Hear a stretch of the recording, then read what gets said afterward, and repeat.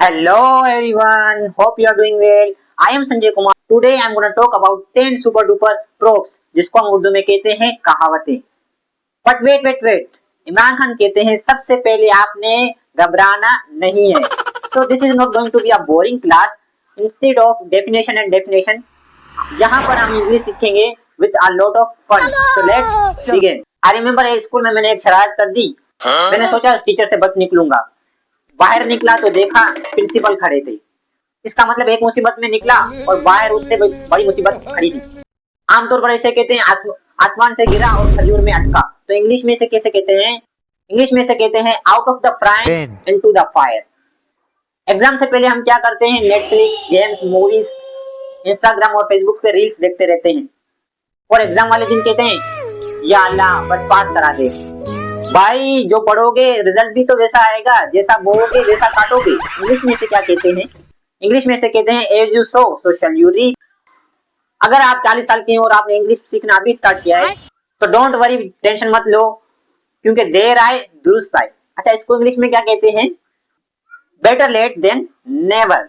वैसे assignment deadline गुजर जाने के बाद मैम को ये मत कहना देर आए दुरुस्त आए. Better late than never. वो मार्क्स तो काटेगी मारेगी भी सही. अगर इंग्लिश सीखनी है तो रोजाना 10 मिनट प्रैक्टिस लाजमी करो. एक दिन में कुछ भी नहीं होगा, लेकिन विद इन टाइम कुछ सालों के बाद लोग खुद आपसे कहेंगे ऑक्सफोर्ड से पढ़ के आया है क्या भाई? ये कहलाता है बूंद बूंद से दरिया बनता है. इंग्लिश में इसे क्या कहते हैं? इंग्लिश में से कहते हैं many drops make an ocean.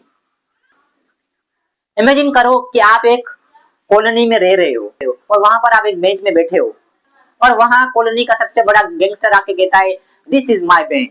तो आप सब लोग वहां से उठ जाओगे. तो ये कहलाता है जिसकी लाठी उसकी भैंस. तो इंग्लिश में से कैसे कहेंगे? इंग्लिश में से कहते हैं माइट इज राइट. जनरली होता भी ऐसे, जिसके पास माइट यानी पावर होती है अक्सर उसी की जलती है. वैसे घर में अक्सर अम्मी की जलती है, लेकिन उसकी माइट का लेवल भाई कुछ और ही होता है. जब दोस्ती गहरी हो जाती है तो थोड़ी थोड़ी रिस्पेक्ट कम होना शुरू हो जाती है. इसीलिए तो कहते हैं कि दोस्ती रखो सही, पर इतनी भी गहरी नहीं कि वो आपके हैंड फ्री एयरपोर्ट्स और चार्जर बिना पूछे ही ले जाएं और आप ढूंढते फिरे. ऐसे फ्रेंड्स अक्सर आपको इग्नोर करना शुरू कर देते हैं. उर्दू में इसे कहते हैं कदर खो देता है रोज का आना जाना. तो इंग्लिश में इसे क्या कहते हैं? इंग्लिश में इसे कहते हैं फेमिलियरिटी ब्रीड्स कंटेंट. उर्दू में इसे ये भी कहते हैं कि घर की मुर्गी दाल बराबर. अगर आपके छोटे भाई या बहन है और आपकी उनके साथ लड़ाई हो जाती है और वो रोता रोता अपनी अम्मी के पास जाता है, तो अम्मी के पास जाके ये मत कहना कि लड़ाई पहले उसने शुरू की थी. अम्मी भी थप्पड़ मार के बोलेगी बेटा ताली एक हाथ से नहीं बजती. सो इसे इंग्लिश में क्या कहते हैं? इंग्लिश में से कहते हैं it takes two to tango. रोजाना ब्रश कर लो भाई, वरना एक दिन डेंटिस्ट का बिल इतना आएगा दान से ज्यादा दिल दुखेगा. यह कहलाता है एहतियात इलाज से बेहतर है. So what we call in English? English में से कहते हैं prevention is better than cure.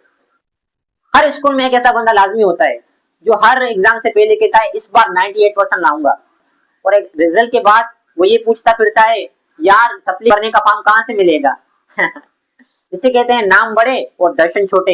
English में इसे कहते हैं ग्रेट बॉस स्मॉल रोज. एक स्कूल में टीचर बहुत ही खतरनाक था. उसने एक टॉपिक बढ़ाया और जाते हुए कह दिया इसका HW चेक होगा.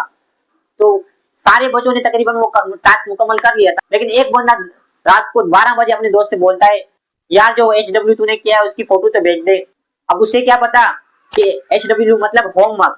इसलिए कहते हैं कि समझदार के लिए एक इशारा काफी है. तो इंग्लिश में से क्या कहते हैं? A word to a wise is enough. तो आप भी वाइज बनिए. अगर वीडियो अच्छी लगी तो काइंडली लाइक करें, और चैनल पे न्यू है तो चैनल को सब्सक्राइब कर लीजिए. वीडियो देखने के लिए धन्यवाद. थैंक यू, शुक्रिया, अल्लाह हाफिज.